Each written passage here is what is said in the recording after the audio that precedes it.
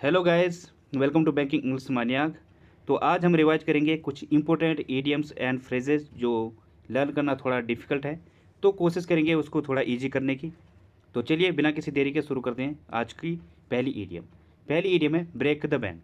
इसका मतलब हो जाएगा एक्सपेंसिव या जो कॉस्टली है उसे कहा जाएगा ब्रेक द बैंक। मतलब कैसे कैसे ये कॉस्टली। सपोज आपने कोई चीज़ खरीदी है और वो इतनी महंगी है कि उसके लिए आपको अपना जो बैंक है वो भी ब्रेक करना पड़ रहा है। जो पिगी बैंक है जैसे इमेज में दिख रहा होगा, ये भी तोड़ना पड़ रहा है जिसमें छोटे छोटे सिक्के रखे हुए हैं। ठीक है, तो जो इतना महंगा है उसके लिए इतनी सारी चीज़ें तोड़नी पड़ रही हैं, तो इसका मतलब क्या होगा, वो एक्सपेंसिव होगा। तो ब्रेक द बैंक का मतलब क्या हो जाएगा, एक्सपेंसिव। जैसे एग्जांपल है, we can't afford this apartment, it would break the bank.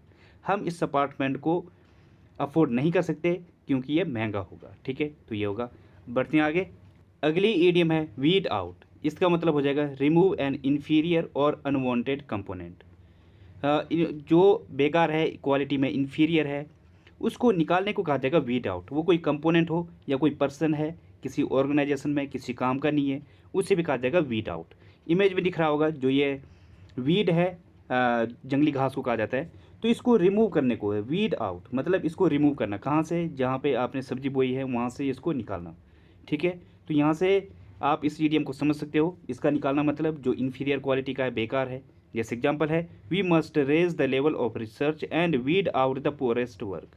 हमें जो है रिसर्च की जो लेवल है उसे बढ़ाना चाहिए और जो पुअरेस्ट वर्क है, जो बेकार वर्क है, उसको रिमूव करना चाहिए। ठीक है, या आप ऐसे भी बोल सकते हो, unskilled workers need to weed out. ठीक है, जो अनस्किल्ड वर्कर्स हैं उनको रिमूव करने की ज़रूरत है। ठीक है, तो इस तरीके से यूज होगा।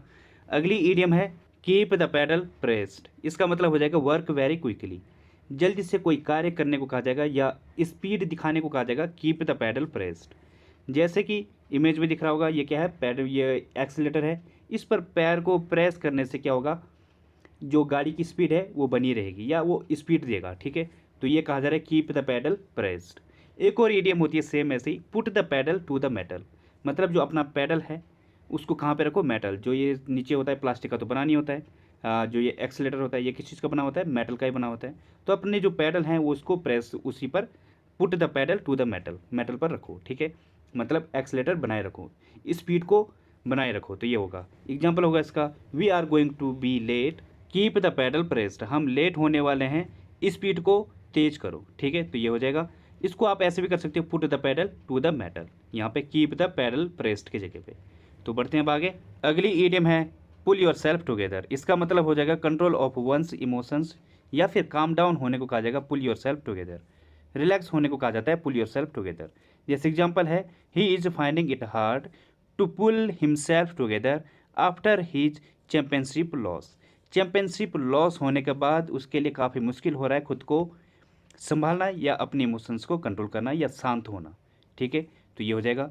मतलब इसको कैसे समझोगे आप, ये अपने आप को खींच नहीं पा रहा है जब उसने चैंपियनशिप हारी, तो अपने आप को पुल नहीं कर पा रहा है। ठीक है, तो ये हो जाएगा। तो जब वो अपने आप को पुल कर पाएगा, पुल योर सेल्फ टुगेदर, अपने आप को अच्छे से पुल कर पा रहा है, टुगेदर कर पा रहा है, मतलब वो शांत हो रहा है, शांत कर पा रहा है और अपने इमोशंस को कंट्रोल कर पा रहा है। ठीक है, तो इस तरीके से समझेंगे इसको। बढ़ते हैं आगे। तो गाइज अगली ईडियम है अ डाइम अ डजन। इसका मतलब हो जाएगा very common and of no particular value.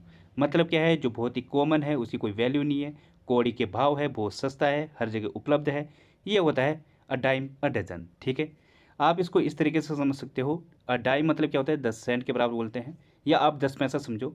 तो अगर 10 पैसे में आपको मतलब 10 पैसे में आपको 1 डजन के बराबर मिल रहा है, 1 दर्जन के बराबर पूरी चीज़ मिल रही है आपको, 12 वो चीज़ें मिल रही हैं, तो मतलब क्या है, वो चीज़ बहुत सस्ती है, हर जगह उपलब्ध है, उसकी ज़्यादा वो वैल्यू नहीं है, इसका मतलब यही हो रहा है। तो ये इस तरीके से हम इसको समझेंगे। जैसे एग्जाम्पल है, यूज कैसे होगा, experts in this field are a time a dozen. जो एक्सपर्ट्स हैं इस फील्ड के, वो क्या है, हर जगह आपको उपलब्ध हो जाएंगे, या बहुत ही कॉमन है, या उनकी कोई खास वैल्यू नहीं है। ठीक है, तो इस तरीके से हम समझेंगे।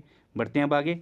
अगली इडियम है ट्विस्ट समवंस आर्म। इसका मतलब हो जाएगा कन्विंस टू डू समथिंग। किसी को कन्विंस करना या परसुएट करना कुछ कार्य करने के लिए या अपनी बात मनवाने के लिए, उसे कहा जाएगा ट्विस्ट समवंस आर्म। ठीक है, जैसे कि इमेज में दिख रहा होगा, अगर आप किसी का आर्म जो है, किसी की कलाइयाँ इस तरीके से मोड़ के उससे पूछोगे या अपना कोई कार्य है वो करवाने की कोशिश करोगे, तो डेफिनेटली वो क्या है, कन्विंस हो जाएगा। आप इसको इस तरीके से समझ सकते हो। तो ट्विस्ट समवन्स आर्म मतलब क्या हो जाएगा, कन्विंस टू डू समथिंग, ठीक है। तो ये डेफिनेटली ये काम कर देगा, इस तरीके से आप उसको समझाओगे तो ये एग्जाम्पल होगा इसका, I have twisted his arm and he will get you some tickets.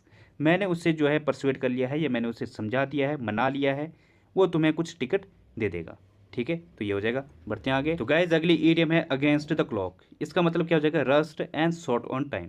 मतलब क्या है, जल्दी दिखाना जब आपके पास समय कम हो, तो उसे कहा जाएगा अगेंस्ट द क्लॉक। जैसे कि एग्जाम्पल है यहाँ पे, doctors raced against the clock to save his life. उसकी लाइफ को बचाने के लिए डॉक्टर्स ने तेज़ी दिखाई या स्पीड दिखाई, ठीक है। तो ये हो जाएगा। इसको आप ऐसा समझ सकते हो कि अगर आप टाइम के विरुद्ध जाओगे, ठीक है, तो वो तुम्हें मार देगा। जैसे कि इमेज में दिख रहा होगा, वो भाग रहा है, पीछे से टाइम भाग रहा है। तो चीज़ों को जो है टाइम पर कर देना चाहिए। अगर टाइम पर चीज़ें नहीं होती हैं तो जो है आप अपना गोल को टाइम पर अचीव नहीं कर पाओगे, और जो है वो छूटता ही जाएगा, ठीक है ना। तो आप इस तरीके से समझ सकते हो, अगर आप टाइम के विरुद्ध गए, क्लॉक के विरुद्ध गए, अगेंस्ट गए, तो तुम्हें वो मार देगा, ठीक है। तो इस तरीके से समझ सकते हैं। मतलब क्या दिखानी है आपको, स्पीड दिखानी। तो स्पीड दिखाने को कहा जाएगा अगेंस्ट द क्लॉक। तो अब बढ़ते हैं आगे। अगली ईडियम है ब्लो ऑफ स्टीम। इसका मतलब हो जाएगा काम डाउन या गेट रीड ऑफ स्ट्रेस। जो एंग्जाइटी है उससे जो आप छुटकारा पाते हो और या फिर रिलैक्स होते हो, शांत होते हो, उससे कहा जाएगा blow off steam. To release stress और एंगर। जैसे कि इमेज में दिख रहा होगा आपको, अगर किसी के अंदर एंगर है, गुस्सा है, एंग्जाइटी है, टेंशन है, तो जो अंदर ही अंदर है उसको आप ब्लो ऑफ स्टीम के रूप में बाहर निकालो। जैसे कि ये कर रहा है, ये आप स्टीम के रूप में अपने एंगर को बाहर निकाल रहा है। मतलब क्या कर रहा है, ये स्ट्रेस फ्री होने की कोशिश कर रहा है, गेट रीड ऑफ स्ट्रेस कर रहा है। एग्जाम्पल होगा इसका, don't take her remarks too seriously, she was just blowing off steam. उसकी जो टिप्पणी है उसको सीरियस लेने की जरूरत नहीं है, ठीक है। वो सिर्फ अपना जो गुस्सा है उसको रिलीज करने की कोशिश कर रही है, या भड़ास निकालने की कोशिश कर रही है, अपने एंगर को शांत करने की कोशिश कर रही है, ठीक है। तो इस तरीके से ये होगा। बढ़ते हैं आगे। तो गाइज अगली ईडियम है पोनी अप। इसका मतलब क्या हो जाएगा, सेटल अ डेट। इसका मतलब क्या हो जाएगा, ऋण के सेटलमेंट को कहा जाएगा या ऋण देने को कहा जाएगा पोनी अप। मतलब क्या, पोनी मीन्स क्या होता है, पैसा। तो अगर आप कोई पैसा ऊपर से दे रहे हो, जैसे इमेज में दिख रहा होगा पोनी अप, तो जब कोई चीज़ ऊपर से देता है मतलब क्या, वो पैसा दे रहा है, वो जो उसके ऊपर लोन था उसको सेटल करने की कोशिश कर रहा है। तो इस तरीके से हम इसको समझेंगे। एग्जाम्पल होगा इसका, the IMF is not prepared to pony up the second half of the $4 billion. जो IMF है वो रेडी नहीं है, प्रिपेयर नहीं है 4 बिलियन का जो लोन है उसको सेटल करने के लिए, ठीक है। तो ये हो जाएगा। बढ़ते हैं आगे। अगली ईडियम है लास्ट स्ट्रो। इसका मतलब क्या हो जाएगा, the final problem in a series of problems. मतलब क्या, आपके पास बहुत सारी प्रॉब्लम्स हैं और फिर जो लास्ट प्रॉब्लम होती है, जिस टाइम पर आप एक्शन लेते हो कि बस इनफ हो गया, इसके बाद अब मैं ये नहीं कर सकता, तो मतलब जो लास्ट स्ट्रो होता है किसी भी प्रॉब्लम्स का, उससे कहा जाएगा लास्ट स्ट्रो, ठीक है। जैसे एग्जांपल है, my computer crashed again, this is the last straw, I needed a new one. मेरा कंप्यूटर फिर से क्रैश हो गया, ये लास्ट स्ट्रो था, मतलब ये लास्ट प्रॉब्लम थी इसमें, इसके बाद मैं क्या लूँगा, नया लूँगा, ठीक है। तो ये कहा जा रहा है। तो जो लास्ट एक्ट होता है किसी भी प्रॉब्लम का, सीरीज ऑफ प्रॉब्लम्स का, उसे कहा जाएगा लास्ट स्ट्रो, ठीक है। तो ये हो जाएगा। तो गाइज आज के लिए बस इतना ही। थैंक यू, धन्यवाद। If you like the video please like and subscribe the channel, और कमेंट भी जरूर करें आपको ये कैसा लगा, ठीक है। थैंक यू, धन्यवाद।